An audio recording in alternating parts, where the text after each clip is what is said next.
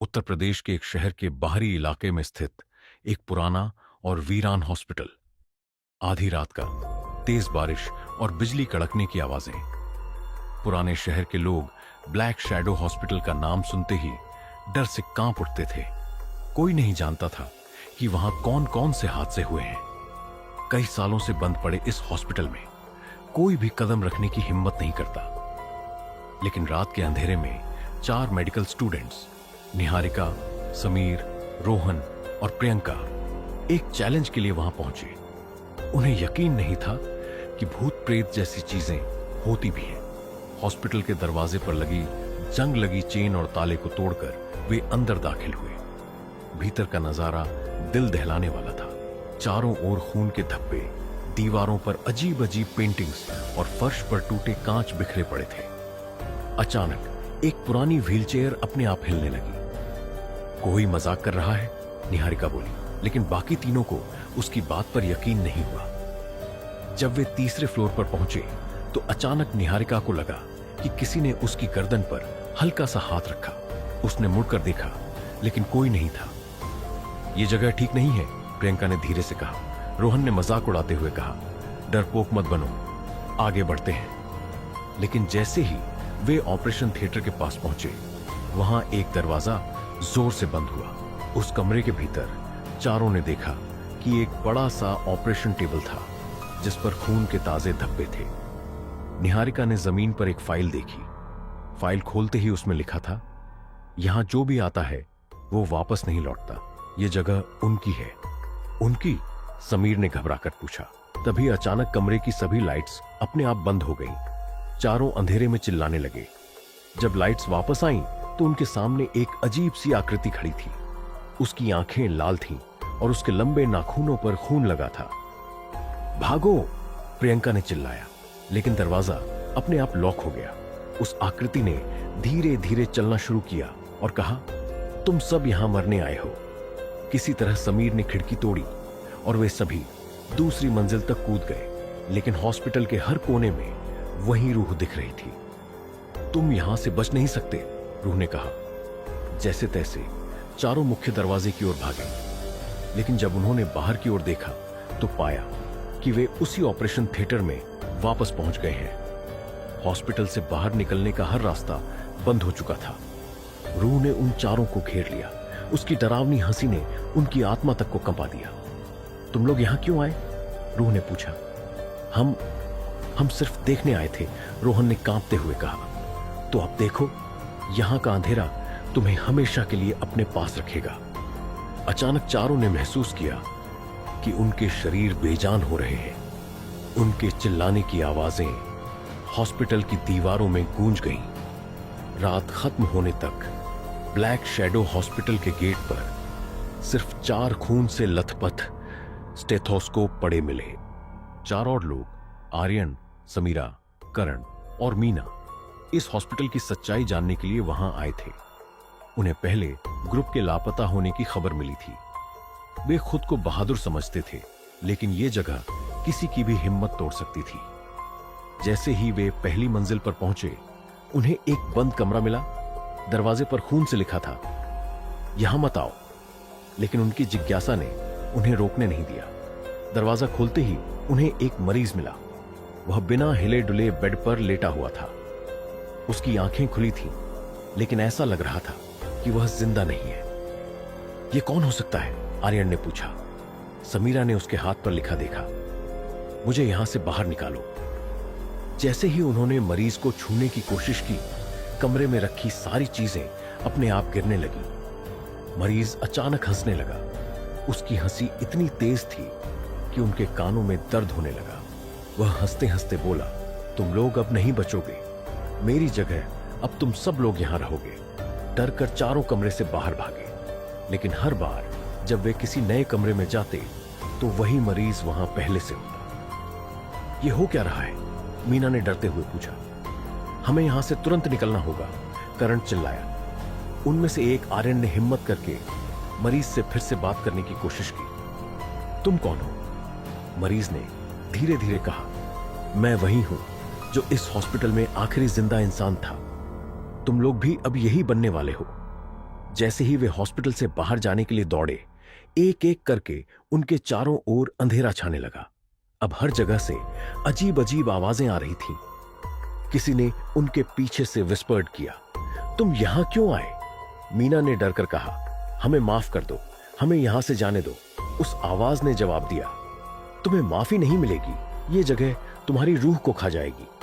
आखिरी दृश्य में वे सब भागते भागते ऑपरेशन थिएटर में फिर से पहुंच गए। वहां मरीज का शरीर अब गायब था, लेकिन उनकी जगह उनके खुद के चेहरे वाले 4 शव पड़े थे। हम मर चुके हैं, करण ने कांपते हुए पूछा। आवाज गूंजी, तुम्हारा अंत यही था। ब्लैक शैडो हॉस्पिटल में मौत का खेल कभी खत्म नहीं होता। लाइट्स बंद हो गई। हॉस्पिटल में फिर से सन्नाटा छा गया। क्या हॉस्पिटल का राज कभी खुलेगा? क्या यह हॉस्पिटल वाकई एक अभिशापित जगह है, या इसके पीछे कोई गहरा राज छिपा है? ब्लैक शैडो हॉस्पिटल अब तक 8 लोगों को निगल चुका था। आसपास के गांव और शहरों के लोग इसे मौत का घर कहते थे। कोई इसके करीब जाने की हिम्मत नहीं करता, लेकिन कुछ लोग ऐसे भी थे जो इसका सच जानने की जिद पकड़ चुके थे। इस बार डॉक्टर अरुण, एक मनोवैज्ञानिक, और उनकी टीम हॉस्पिटल पहुंचे। डॉक्टर अरुण का मानना था कि यह सब सिर्फ अफवाह है और डर का मनोवैज्ञानिक प्रभाव है। उनकी टीम में 3 और लोग थे, संध्या, एक इतिहासकार, राजेश, एक पत्रकार, और अंकुर, एक फिल्म मेकर। वे सब हॉस्पिटल का राज जानने और इसे रिकॉर्ड करने के लिए आए थे। अंधेरे और सन्नाटे के बीच जब वे हॉस्पिटल के अंदर दाखिल हुए, तो उनकी टॉर्च की रोशनी से दीवारों पर अजीब आकृतियां और रक्त के धब्बे चमकने लगे।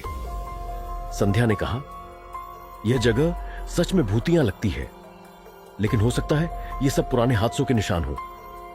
डॉक्टर अरुण ने मुस्कुराते हुए जवाब दिया, यह सब डर के दिमागी खेल है, कोई रूह या भूत नहीं होते। चलो सबूत इकट्ठा करते हैं। जब वे चौथी मंजिल पर पहुंचे तो अचानक एक कमरे का दरवाजा अपने आप खुल गया। भीतर झांकने पर उन्होंने देखा कि वहां ऑपरेशन टेबल पर एक औरत का अधजला शरीर पड़ा हुआ था। राजेश ने फुसफुसाते हुए कहा, यह किसकी लाश है और यह अभी तक सड़ क्यों नहीं गई? तभी औरत की आंखें खुल गई। उसने कांपती आवाज में कहा, भागो वरना तुम सब यहीं मर जाओगे। अंकुर ने जल्दी से अपनी कैमरा रिकॉर्डिंग चालू कर दी, लेकिन कैमरे की स्क्रीन काली पड़ गई। औरत की चीख गूंजने लगी और कमरा अपने आप लॉक हो गया।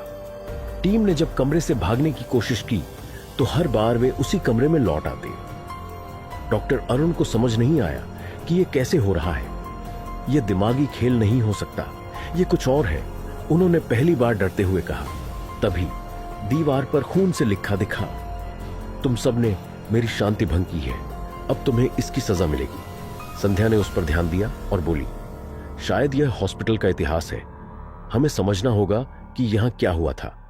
संध्या ने टीम को बताया कि 50 साल पहले इस हॉस्पिटल में एक डॉक्टर डोशीटालम वीरेंद्र ने गैर कानूनी और अमानवीय प्रयोग किए थे। उसने कई मरीजों को जिंदा ऑपरेशन कर मार डाला था। कहते हैं कि जब एक दिन मरीजों ने विद्रोह किया तो डॉक्टर ने पूरे हॉस्पिटल को आग लगा दी, जिसमें मरीज और स्टाफ जिंदा जल गए। शायद उनकी आत्माएं अभी भी यहां फंसी हुई हैं, संध्या ने कहा। जैसे ही वे नीचे जाने के लिए सीढ़ियों की ओर बढ़े, हर जगह खून बहने लगा। फर्श पर गिरा खून धीरे धीरे ऊपर चढ़ने लगा, मानो उन्हें पकड़ने की कोशिश कर रहा हो। राजेश का पैर फिसल गया और वह खून में गिर पड़ा। तभी खून ने उसका पूरा शरीर घेर लिया और उसकी चीख कमरे में गूंजने लगी। बचाओ, वह चिल्लाया, लेकिन खून उसे खींचकर दीवार के अंदर समा गया। अब डॉक्टर अरुण, संध्या और अंकुर बचे थे। वे जैसे तैसे एक पुरानी फाइल खोजने में कामयाब हुए। फाइल में लिखा था, यह हॉस्पिटल श्रापित है, इसे छोड़कर जाने का कोई रास्ता नहीं। संध्या ने रोते हुए कहा, हमें यहां से निकलना होगा वरना हम भी मारे जाएंगे। तभी एक महिला की डरावनी आवाज गूंजी, तुम लोग यहां से कभी नहीं जा सकते। कमरे में तेज हवा चलने लगी। डॉक्टर अरुण ने महसूस किया कि उनकी गर्दन पर किसी ने हाथ रखा है। कौन है? उन्होंने चिल्लाया। तभी अचानक उनके सामने एक अजीब सी आकृति प्रकट हुई। वह आधा इंसान और आधा जला हुआ दिख रहा था। मैं वही हूं जिसने इस हॉस्पिटल में सब कुछ खत्म किया। अब तुम भी खत्म हो जाओगे। डॉक्टर अरुण ने संध्या और अंकुर को भागने के लिए कहा, लेकिन जब वे दरवाजे की ओर दौड़े तो दरवाजा पिघलकर खून में बदल गया। संध्या ने हिम्मत जुटाकर उस रूह से पूछा, तुम हमसे क्या चाहते हो? रूह ने धीमे स्वर में कहा, यह जगह सिर्फ हमारी है। तुम सबने यहां कदम रखकर हमारी शांति भंग की। अब तुम्हारी आत्माएं हमारी कैद में रहेंगी। डॉक्टर अरुण ने आखिरी कोशिश में फाइल से जुड़ी एक प्रार्थना पढ़नी शुरू की, लेकिन जैसे ही उन्होंने प्रार्थना पूरी की, रूह गुस्से में चीखने लगी। उसने डॉक्टर अरुण को उठाकर खिड़की से बाहर फेंक दिया। संध्या और अंकुर ने देखा कि अरुण का शरीर नीचे गिरते ही राख में बदल गया। संध्या और अंकुर भागने की कोशिश में हॉस्पिटल के मुख्य हॉल में पहुंचे, लेकिन वहां उन्होंने देखा कि राजेश, डॉक्टर अरुण और पुराने सभी लोग जिंदा लग रहे थे। तुम सब? संध्या ने कांपते हुए पूछा। तभी उन सब ने पलटकर संध्या को घूरा और कहा, तुम भी अब हमारी तरह हो। हॉस्पिटल की लाइट्स बंद हो गई। बाहर से किसी ने देखा कि हॉस्पिटल की खिड़की से सिर्फ 2 और परछाइयां गायब हो गई। ब्लैक शैडो हॉस्पिटल की दहशत हमेशा के लिए बनी रही। वहां आने वाला कोई भी इंसान कभी वापस नहीं लौटा। यह हॉस्पिटल अब रूहों का घर कहलाता था।